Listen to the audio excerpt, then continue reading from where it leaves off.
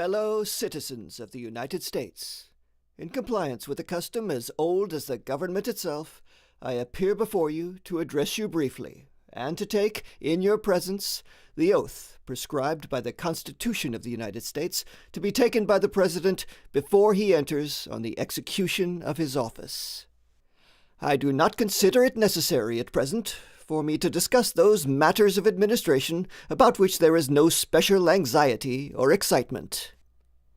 Apprehension seems to exist among the people of the southern states that by the accession of a Republican administration, their property and their peace and personal security are to be endangered.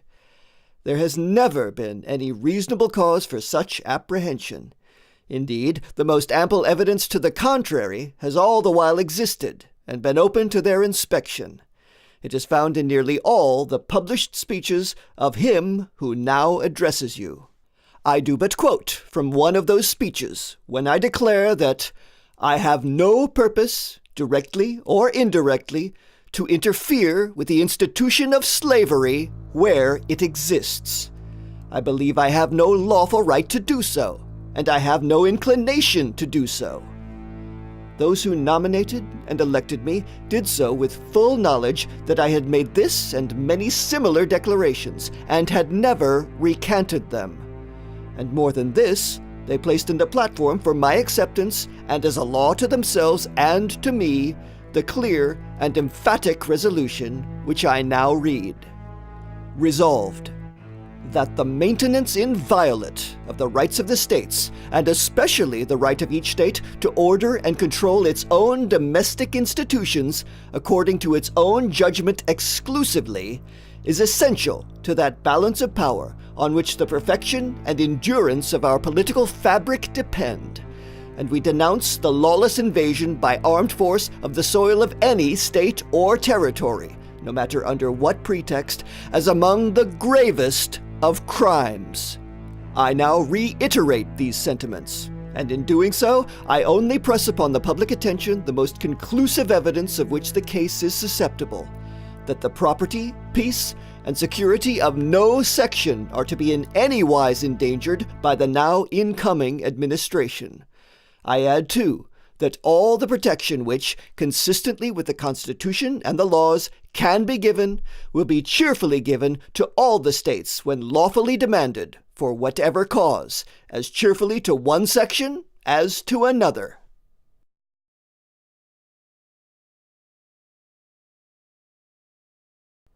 There is much controversy about the delivering up of fugitives from service or labor. The clause I now read is as plainly written in the Constitution as any other of its provisions. No person held to service or labor in one state under the laws thereof, escaping into another, shall in consequence of any law or regulation therein be discharged from such service or labor, but shall be delivered up on claim of the party to whom such service or labor may be due.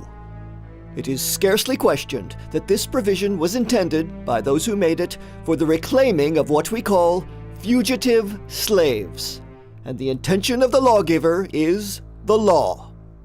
all members of Congress swear their support to the whole Constitution, to this provision as much as to any other.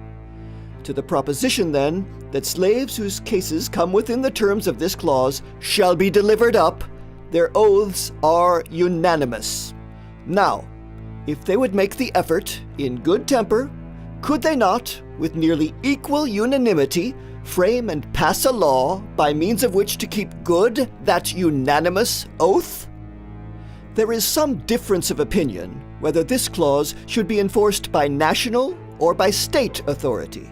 But surely that difference is not a very material one.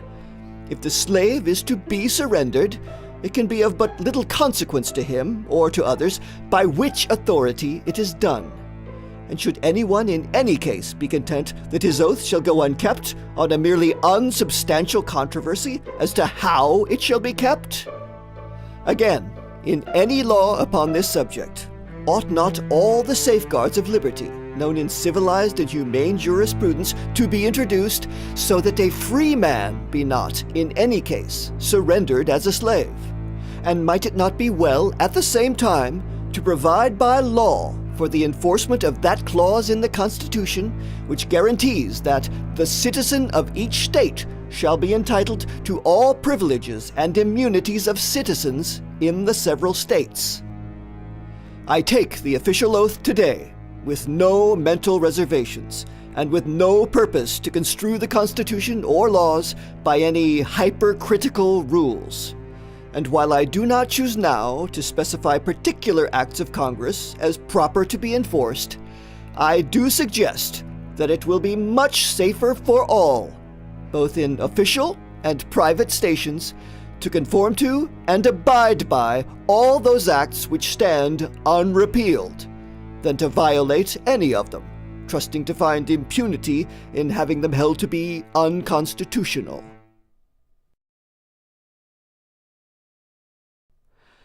It is 72 years since the first inauguration of a president under our national Constitution.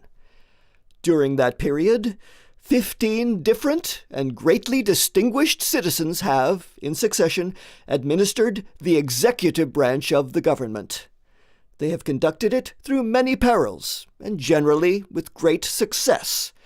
Yet with all this scope of precedent, I now enter upon the same task for the brief constitutional term of 4 years under great and peculiar difficulty. A disruption of the Federal Union, heretofore only menaced, is now formidably attempted. I hold that, in contemplation of universal law and of the Constitution, the union of these states is perpetual. Perpetuity is implied, if not expressed, in the fundamental law of all national governments. It is safe to assert that no government proper ever had a provision in its organic law for its own termination.